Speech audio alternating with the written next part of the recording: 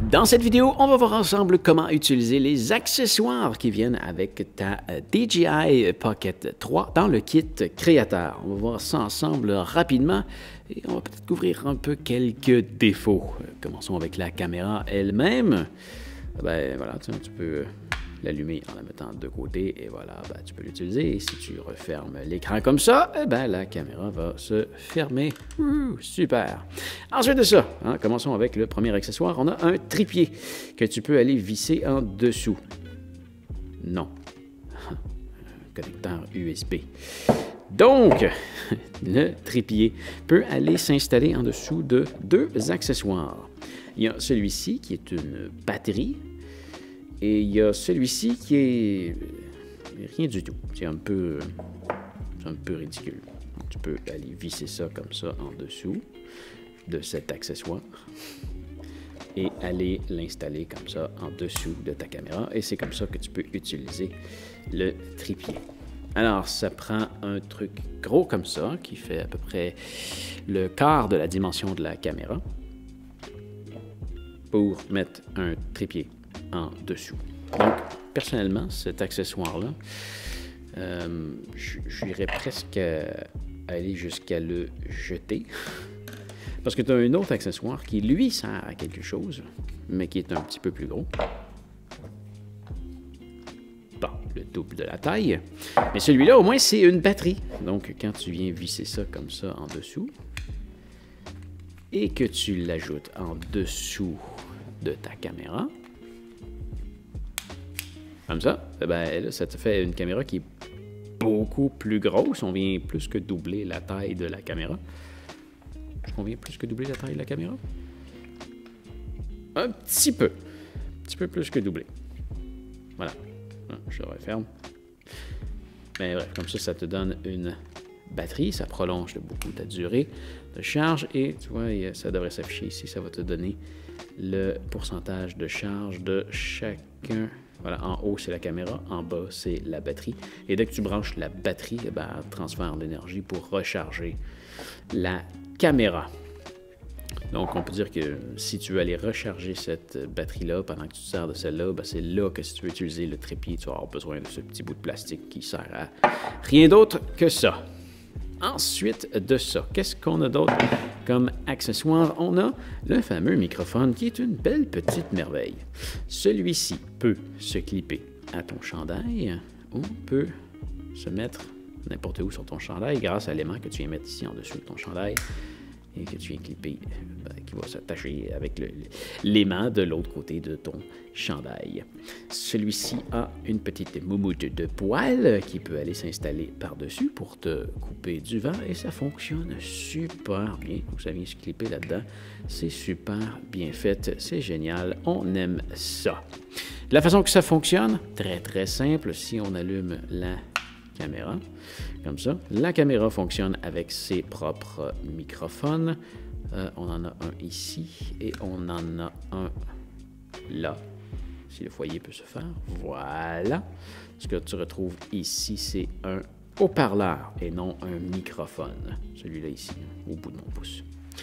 Et bon, pour connecter ce microphone-là, tout ce que tu dois faire, c'est l'allumer en appuyant et en maintenant le bouton d'alimentation. Et là, tu vois, ça va prendre à peine une seconde. Tu vois, ça dit que l'émetteur est connecté, qu'il lui reste 80% de batterie. Ça te dit ça à chaque fois que tu l'allumes. Ben, pas 80%, ça te donne le niveau de la batterie. Et ce qui est génial, c'est qu'en tout temps, tu es capable de voir que tu utilises le microphone qui est ici. Ça n'utilise pas les deux en même temps, hein. C'est un ou l'autre. C'est ceux de la caméra ou celui-là. Et là, tu vois la petite bande verte qui se déplace ici. Eh bien, c'est le volume de ma voix qui est indiqué sur l'écran. Donc, si tu vois une bande verte qui se promène, ça veut dire que le son provient de ce fameux capteur-là ici. Donc, c'est super facile à connecter. C'est génial. Je laisse ça de côté pour l'instant. Tiens, on va le refermer. Ah oui, c'est bien. Un connecteur USB ici sur le côté aussi. Et tu peux enregistrer à l'interne en appuyant sur le bouton d'enregistrement ici. Voilà. Donc, si tu veux être sûr que tu n'as pas un problème dans une transmission qui fonctionne super bien selon ce que j'ai testé jusqu'à présent, ben voilà, tu peux enregistrer à l'interne. Donc, je vais refermer Tu vois le microphone ici, j'appuie sur le bouton Power et comme tu peux voir, ça indique que ça a été déconnecté et la bande verte en haut est disparue. À l'intérieur... Ah non, tiens, on va parler du boîtier ici. Le fameux boîtier ici sert à ranger ta caméra. Donc, quand tu fermes ta caméra, eh bien, la caméra va tomber en mode rangement, comme ça. Et là, tu peux aller la ranger dans le fameux coffret ici. Tu mets l'écran vers l'intérieur et tu peux aligner le moteur ici avec l'espace qui est vide là. Et tu fais simplement que pousser. Oups. Quelle belle démo. Simplement que pousser dedans. Et voilà, c'est serré. Ça va bien.